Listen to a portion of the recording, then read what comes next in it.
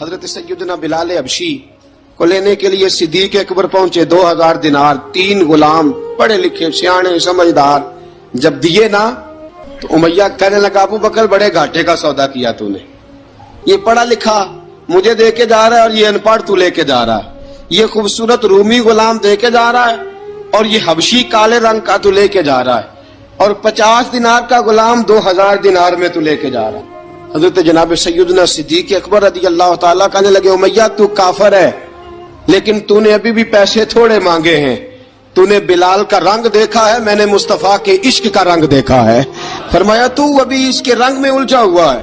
फरमाया अगर मैं यमन का हुक्मरान होता, यमन का बादशाह होता, और तू मुझे कहता कि बिलाल मैं तब दूंगा जब तू मुझे यमन की हुक्मरानी देगा। फरमाया मैं तुझे यमन की हुक्मरानी भी दे देता, लेकिन बिलाल को जरूर खरीद के ले जाता।